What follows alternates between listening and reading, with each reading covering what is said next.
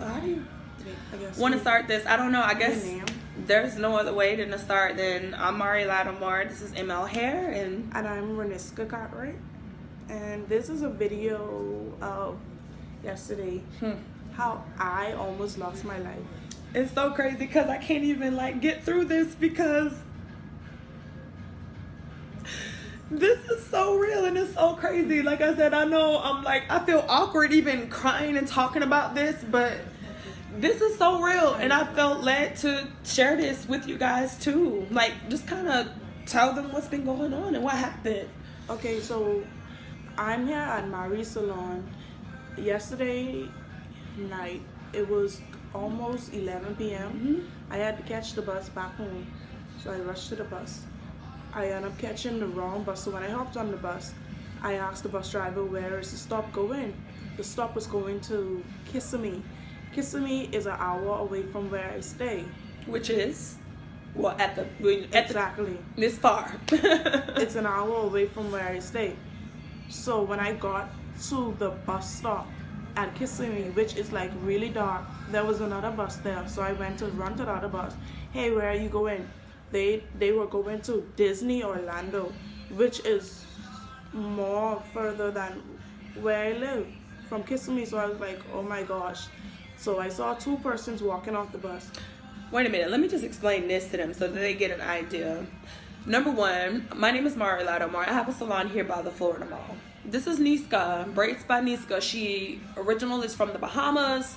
She's traveled to North Carolina, South Carolina. She travels, and when she travels, she just goes. She doesn't like have a plan. She just like let God's like flow. And I just never met anybody her age. She's only 20.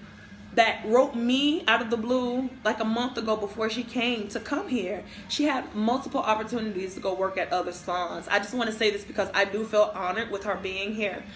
But I do know God's hand is at work here. And like I said, I got to get through the story without crying because it's real. It's so real. And I feel like this video, I know we're starting the work day, but this actually happened last night. We have not slept since last night that this has happened. And I guess I just feel like it's time for us to share the story and then also let you guys know that like God is real. Like, he is really here. He cares about everything. He cares about the smallest details in your life. Background. So she's a stylist from the Bahamas. She just got here on Monday.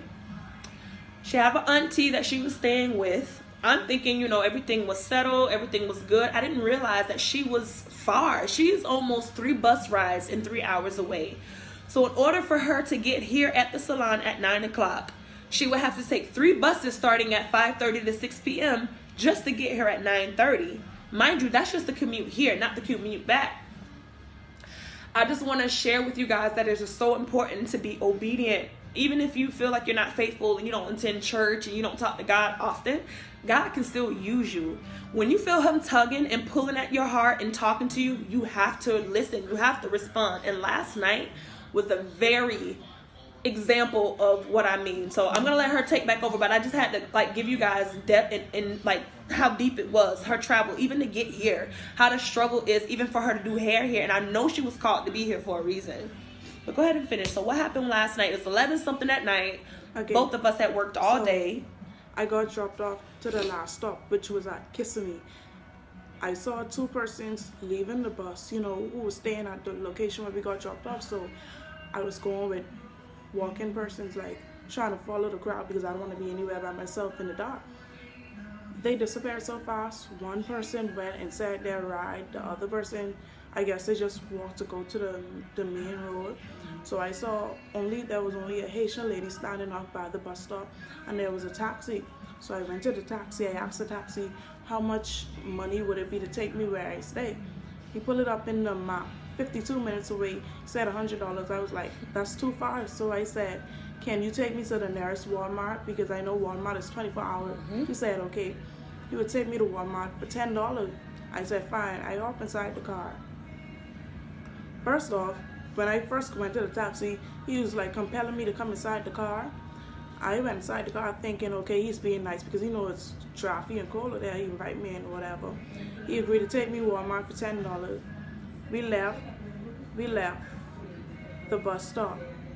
and he said you could sit inside the back seat, and I said no. My spirit didn't lead me to go inside the back seat. I was like, no, I don't want to go in the back seat. Then he said, go in the back seat.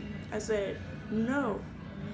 And then for the third time, he said, well, this is a taxi and I'm chauffeuring you, so you should sit in the back seat. So I was just like ignoring it at that point. Then we drove further along, right? And then I was starting to feel really weird. So what happened next? Was it the service? Oh, he started to ask me, like, who am I out here to? I said, family.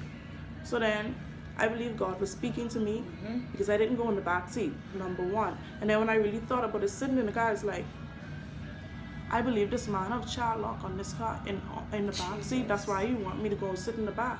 So then I took out my phone because I believe God was speaking to me. I took out my phone.